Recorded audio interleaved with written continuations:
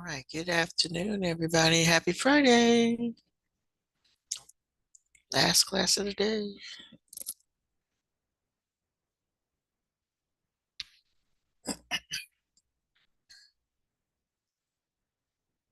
All right, while we're waiting for folks to come in, you can log into Canvas and take a look at 4.2. That's where we're going to look at today.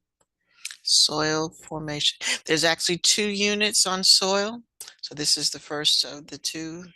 And the second one, 4.3, is also on soil and soil composition.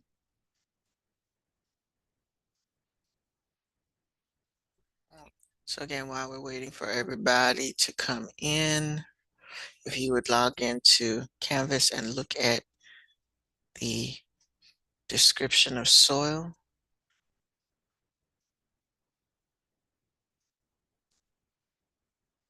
This one's a little longer than the last one. Again, it has two sets to two units covering it.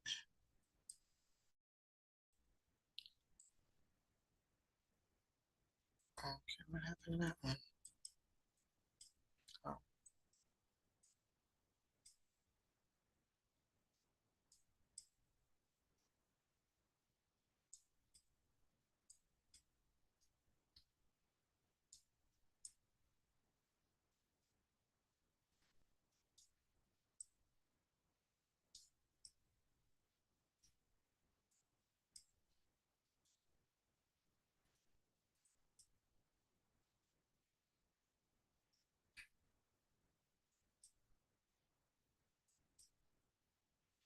And a lot of this is happening now because we have ice growing in between cracks and breaking up the sidewalks, causing potholes in the road.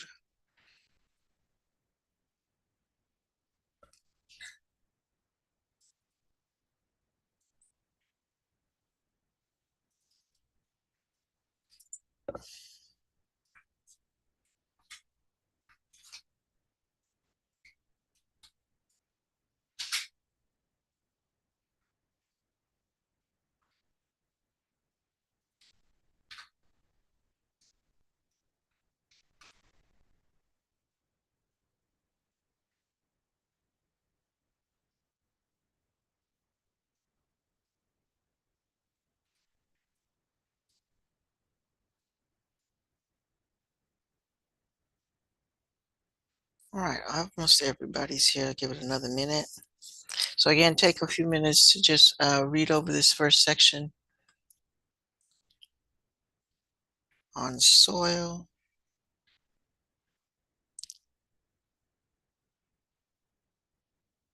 It's doing it again, isn't it?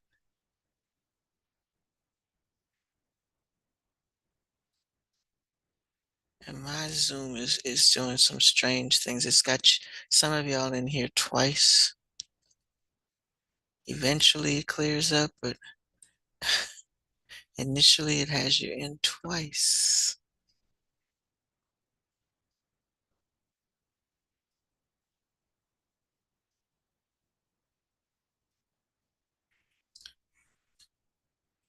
All right.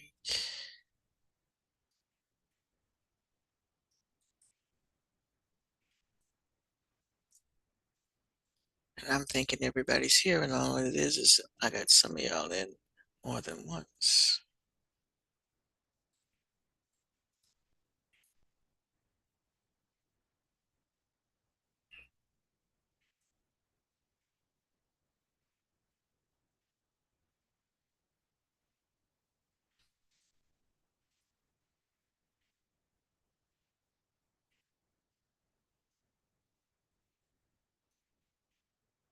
Right, it finally corrected itself.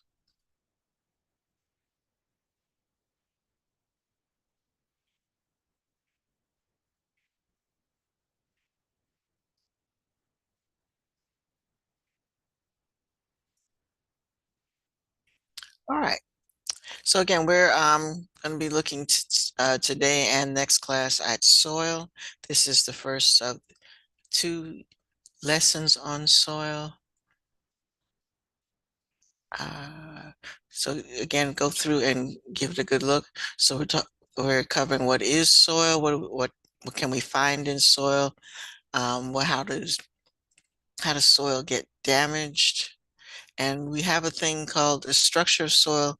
It's called horizons. So he's going to talk about the different horizons and what you would find in each horizon, and erosion. So there's a difference between weathering and erosion. They are not the same. Okay. Any at the end, the tips that you need to be aware of. Alrighty.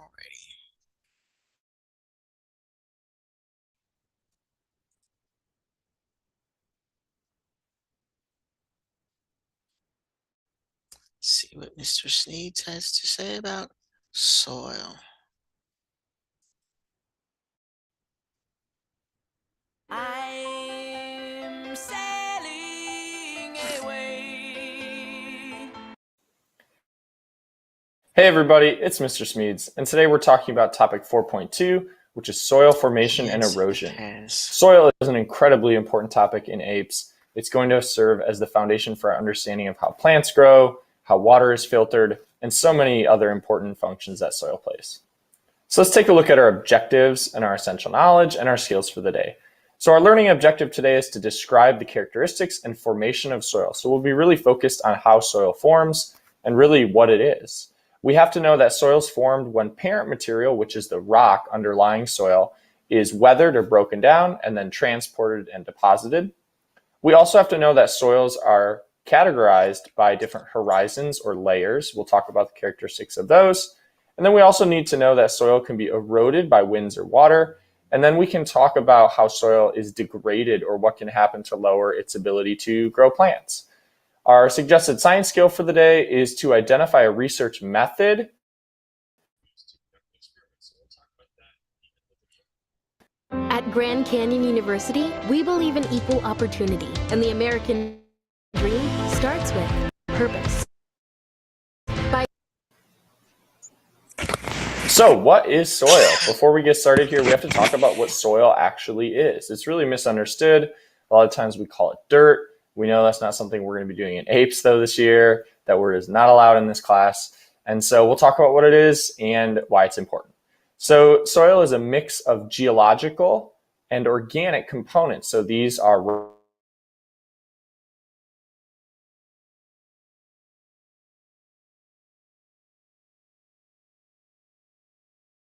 rock-based components. Clay, those are the three main particles that make up soil. We'll talk about those in tomorrow's video. Then we have humus. Humus is the main organic component of soil. It's that dark, rich, black substance that kind of gives soil its characteristic color and even its smell. It's broken down organic matter like dead plants, dead leaves, animal waste, even dead animals. Then we have nutrients in the soil, so things like ammonium, phosphates, and nitrates. These are going to be really critical for plant growth. We have water and air. Even water and air are part of the soil. They fill the little spaces or pores in the soil, and air is important because it has oxygen that plants' roots need. And of course, they need water as well. So we need to have air and water in the soil. And then finally, we have living organisms. So earthworms, fungi, other decomposers that are going to help recycle nutrients. Now we'll talk about systems. So the first is that it supports plant growth. It's going to serve as an anchor for plant roots, and it's going to provide them with the water and the nutrients that they need. So these are things like nitrogen, potassium, phosphorus, magnesium. And we can see this tree here has established its roots, and that's going to help hold it up. A really important water filtration system. So when runoff or rain starts to trickle or percolate through a soil, the spaces in the soil, the pore spaces, will actually trap pollutants so that clean water can pass through and recharge groundwater sources and aquifers. Then we have nutrient recycling. So all of the decomposers in a soil are going to break down the dead organic matter, and they're going to return those vital nutrients to the soil. So it's really critical that we have soil for the purpose of recycling nutrients that are needed for new growth. And then finally, we have habitat. So soil provides a valuable habitat to organisms like earthworms, fungi, bacteria, even moles or other mammals that live underground are. Well, that's a weird place for a commercial. You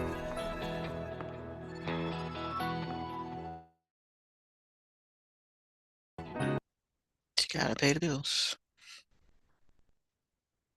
Really benefit from having that habitat.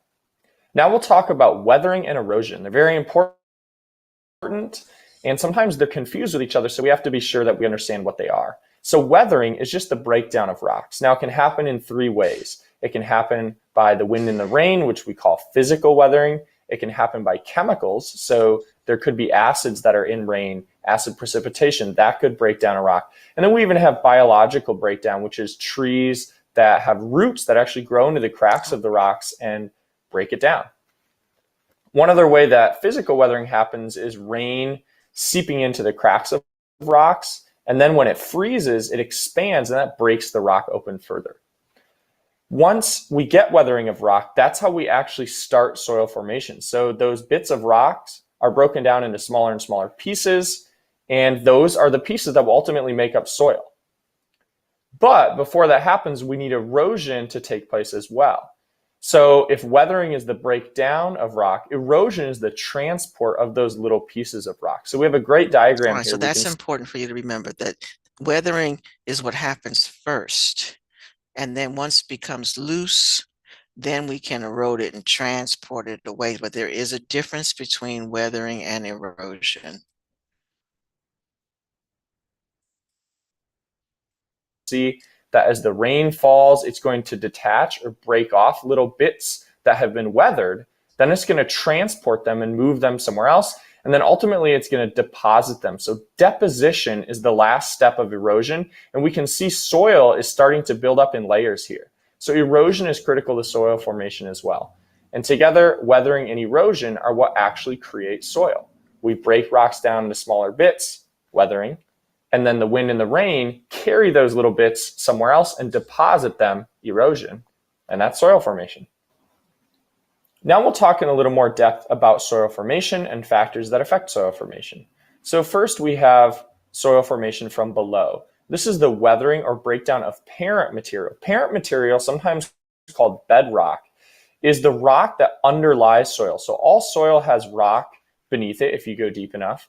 And the weathering or breakdown of that parent material is going to produce smaller and smaller bits of rock that will eventually work their way up, and that will form much of the inorganic or the geological part of soil. So this is going to contribute a lot of the sand, silt, and clay, and a lot of the minerals. Then we also have soil formation from above. So the grass and the plants that you can see up here, they're going to die eventually, and when decomposers break their bodies down, they will contribute humus. The new H2 Pro system separates clean and dirty water. The new H2 Pro from O Cedar. Oh, yeah. At Grand Canyon University, we believe in equal opportunity, and the American dream starts with purpose.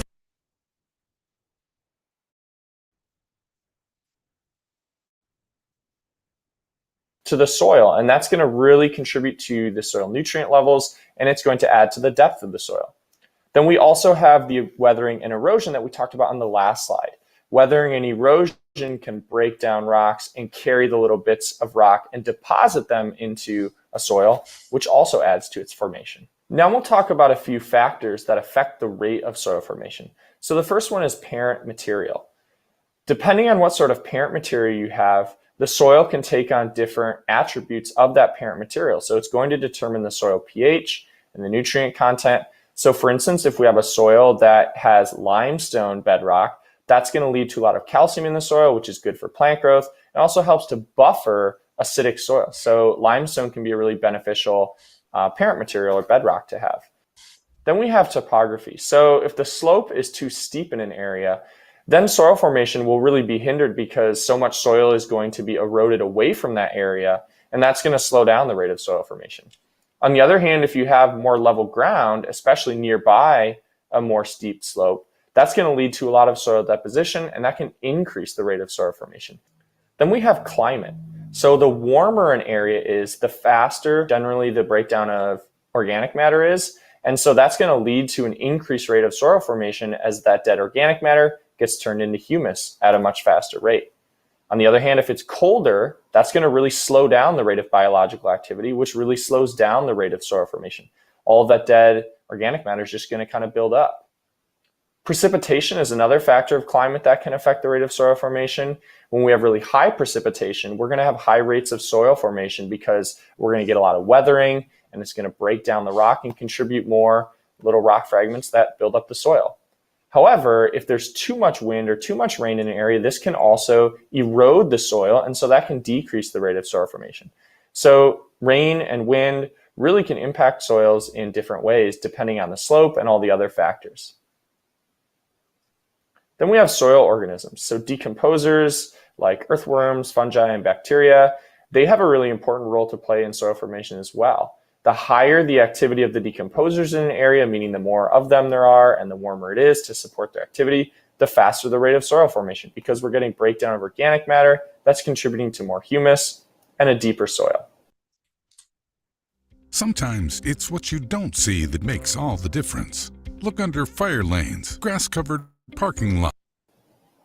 Now we'll talk about soil horizons, or sometimes called soil profiles.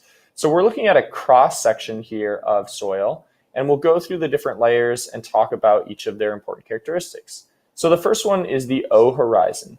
This is a shallow layer of primarily organic material that rests on top of the soil. So this is going to be mostly things like plants' roots, dead leaves, animal waste that lays on top of the soil. It's really important because, one, it provides the nutrients that will essentially be nourishing plant growth in the future after they're broken down, but it also acts as kind of a moisturizing layer. It traps moisture into the soil and prevents it from being evaporated. So organic matter on top of your soil is really important. Then we have the A horizon, sometimes known as the topsoil. And this is a layer largely of humus, which is decomposed organic matter that came from the O layer, and then minerals that come from the parent material below. The A horizon is extremely important because it houses most of the biological activity. So most of the breakdown of organic matter will happen in the A horizon, which also means it's going to hold much of the nutrients of a soil. Then we have the B horizon, also known as the subsoil. That's going to sit beneath the A horizon. And it's going to be a little bit lighter in color because there's typically going to be more clay and less humus. Humus is, remember, the black, sort of dark component of soil that gives it its characteristic color that we think of when we think of soil. And there's going to be little to no organic matter down in the B horizon. It will still contain some nutrients though. Then when we get down to the C horizon, this is the least weathered or the most intact rock. It's going to be similar to the parent material, or sometimes what we refer to as the bedrock. Is soil degradation. So soil degradation is the loss of the ability of soil to support plant growth. And this is a really harmful thing. Is soil degradation. So soil degradation is the loss of the ability of soil to support plant growth. And this is a really harmful thing. We'll talk about how it happens here. So first we'll talk about the loss of topsoil. So one common cause for the loss of topsoil is tilling. This is turning the soil for agriculture to make it a little bit easier to plant your seeds, but it's going to make the soil be disturbed and a lot more easily eroded by wind and rain. Also, the loss of vegetation can make the soil more prone to being eroded because the roots of plants are really important stabilizing structures. So the loss of topsoil has a lot of negative effects on the productivity of that soil. It's going to dry out the soil because we're losing that organic layer that was very moisturizing, traps moisture in. We're losing a lot of the nutrients contained in the topsoil. We're also losing a lot of the organisms that are recycling nutrients. So really kind of a triple whammy when the topsoil is lost.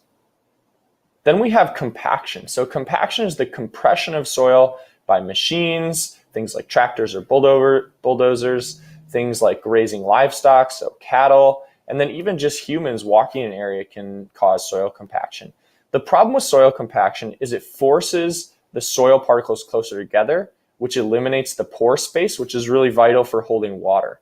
So think of soil as kind of like a sponge. If you squeeze it or smash it down, it can't hold moisture as well. And so that's a problem because dry soil erodes more easily, but also dry soil supports less plant growth.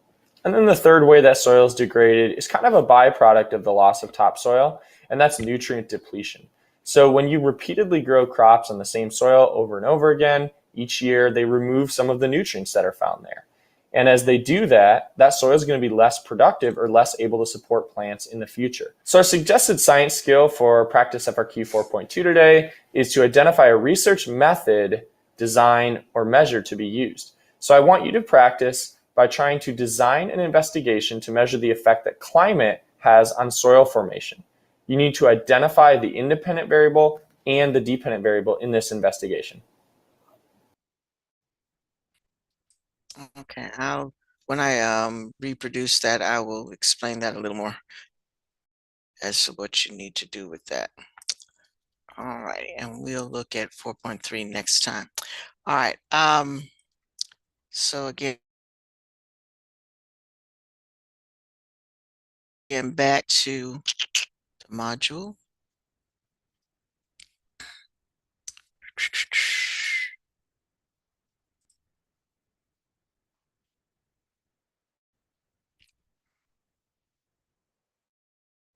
All right, so there's a lot of vocabulary that he used.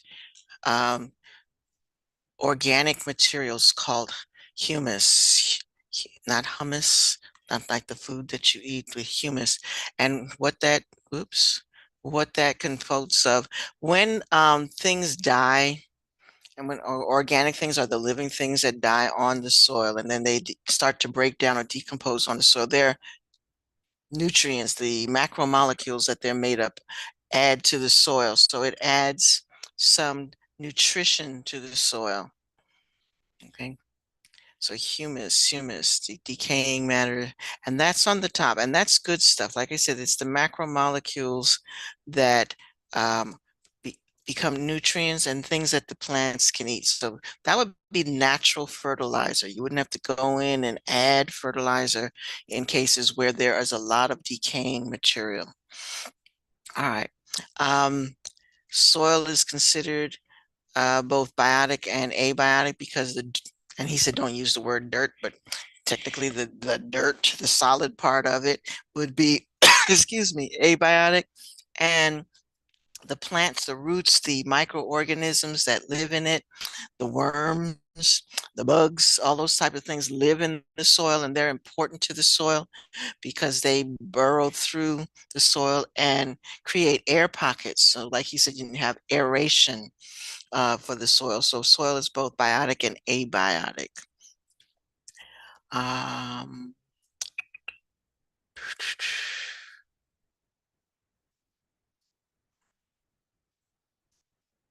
Okay. Yeah, when soil first forms, it is easily weathered because it's still loose. Okay. Now, what we have in the South, because we have a lot of trees, is that the trees grow up through certain areas and they break up the soil. So there's a lot of weathering because of that. Sometimes they break up through sidewalks and in places where you don't want the tree to grow. And so it causes weathering in that case. There's two types of weathering. There's chemical weathering.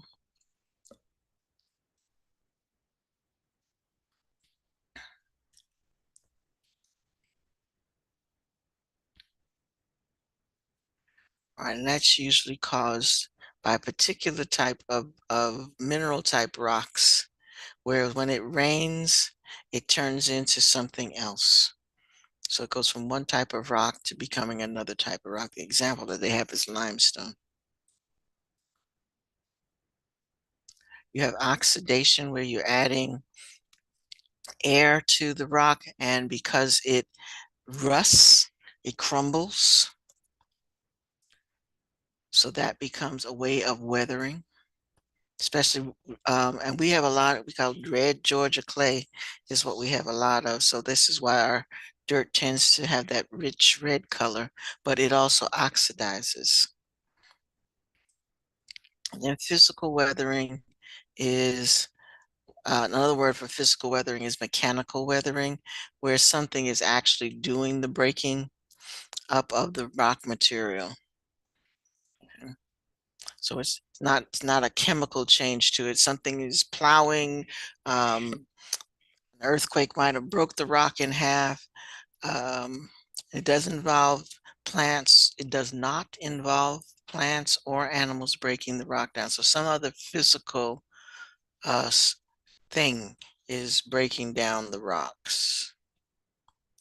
For example, like I said, during this time of year, when the water gets in between rocks and when water freezes, it expands. So because it expands, it's going to cause the rock or the sidewalk or the cement, the pavement to crack and spread apart, which is why we get a lot of potholes in the wintertime on the road because the water gets in. And again, ice expands when it freezes and causes the rock to separate. Biological weathering, as you would imagine, would be some type of animal digging and breaking up the rock areas, like elephants would stomp on something and really pulverize it, or just plants growing through spaces where they would not normally grow. But they grow with such force that they cause the rock to break apart.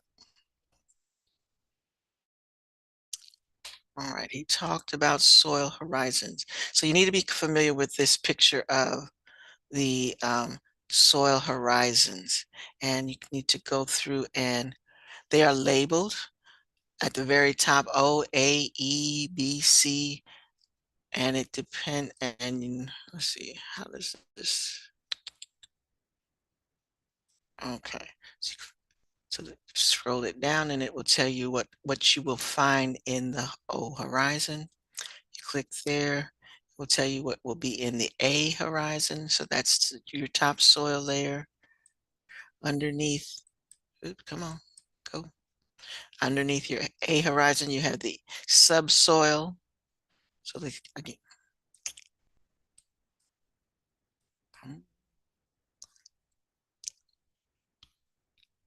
all right. And then so the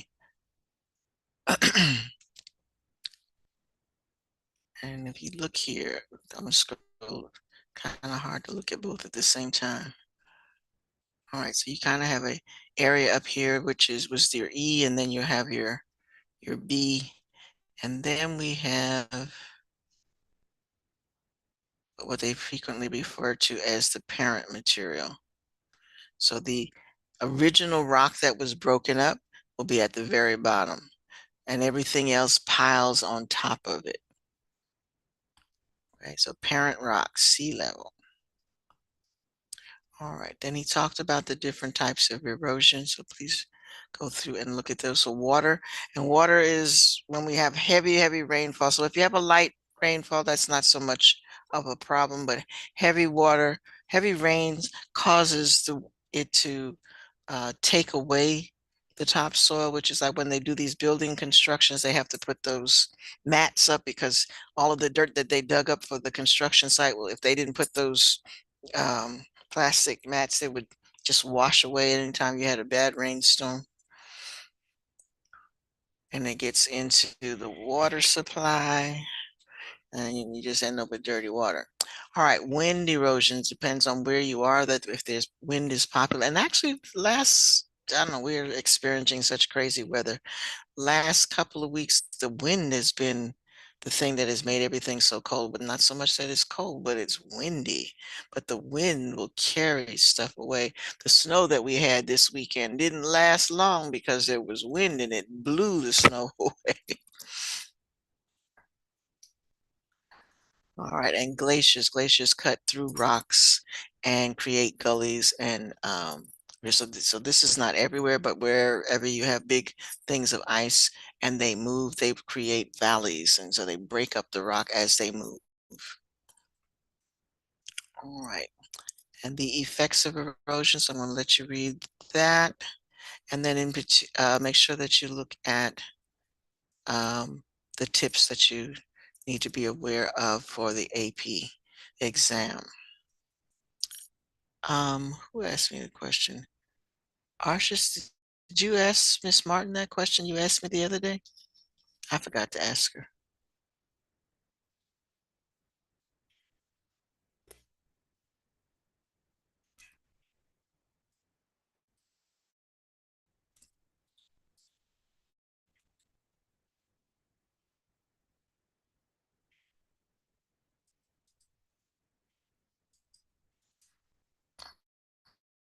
Mine always logs out when I leave it sitting too long. Oh, what in the world?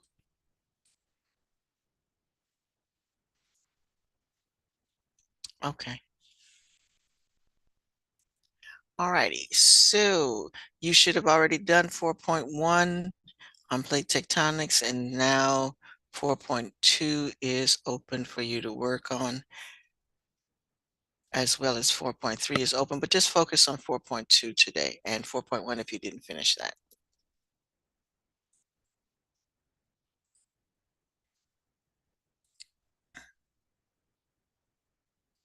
And as always, if you have time, finish up the um, web quest on land,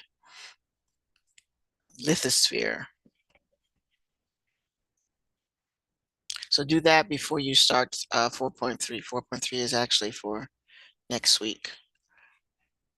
So make sure your lithosphere web quest is done. All right, and I will put the 4.1 grades. Actually, I'm going to wait and do 4.1. Let me check. I think so. I don't think so.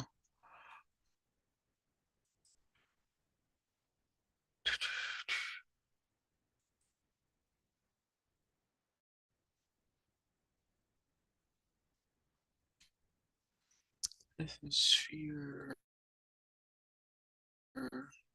is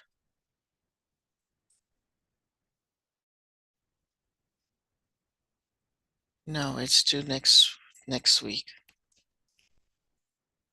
You have a bit of a breathing spell on that one.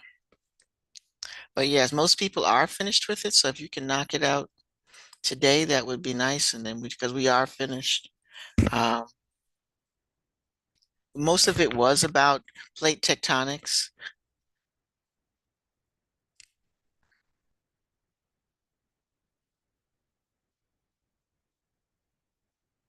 Yes, absolutely. I can do that. Let me go in and check on that right now.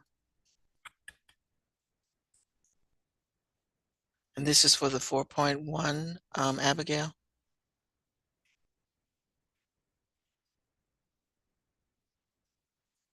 And folks, and that goes for everybody. If when you're doing the AP classroom and you get a 0 or a 1, let me know. And now you have the opportunity, and I can clear it out and you can redo it.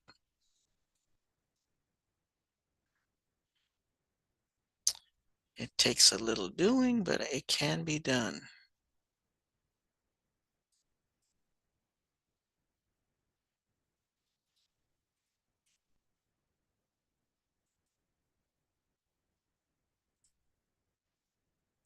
So if I need to do that for you, please let me know.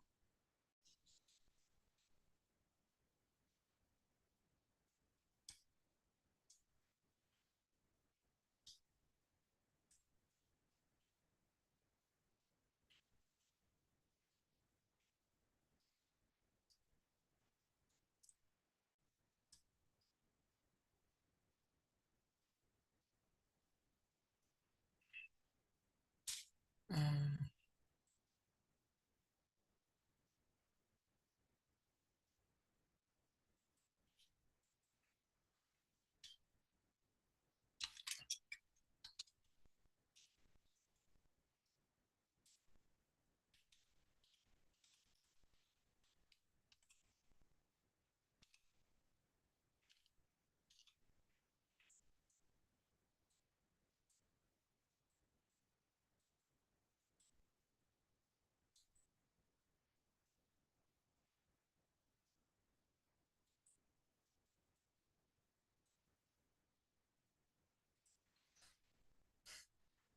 Let me see.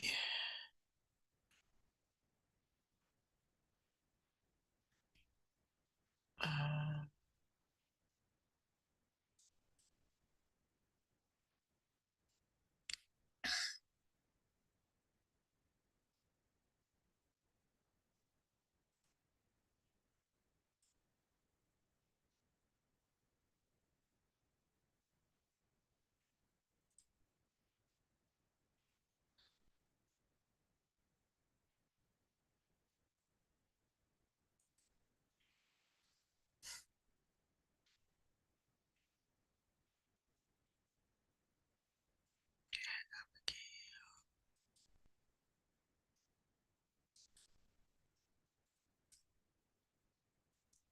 Okay.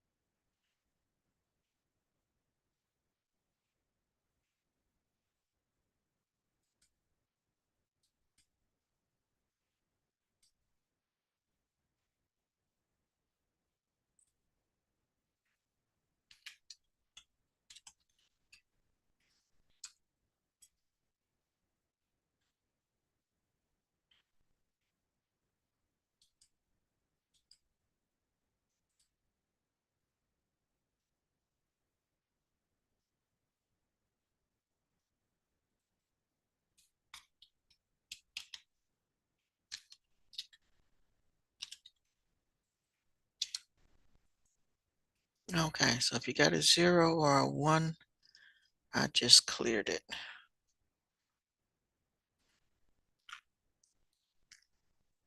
So that you can retake that.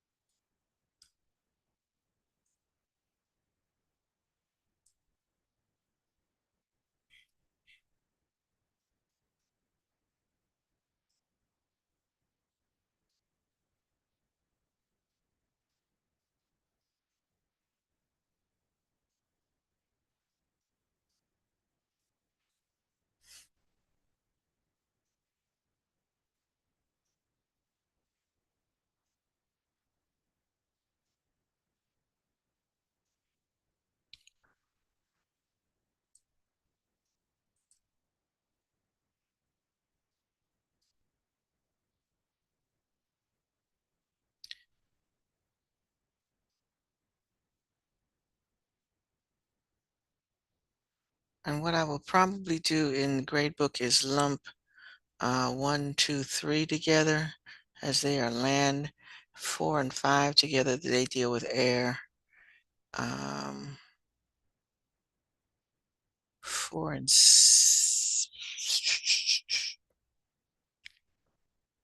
4 and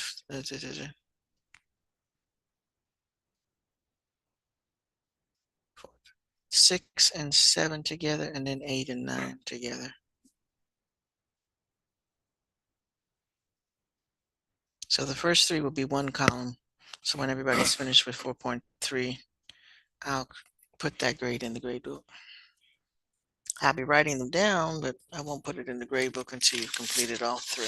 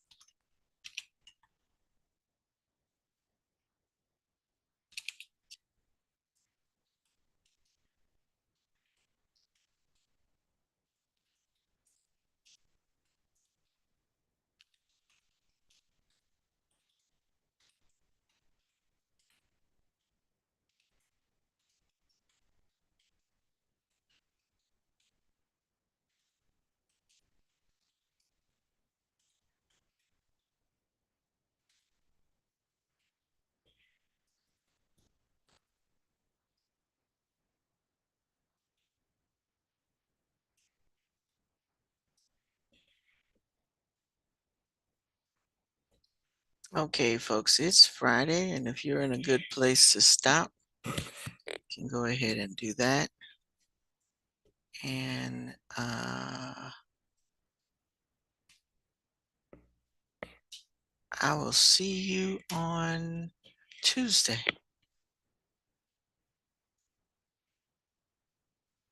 You have a great weekend. Stay warm, stay safe.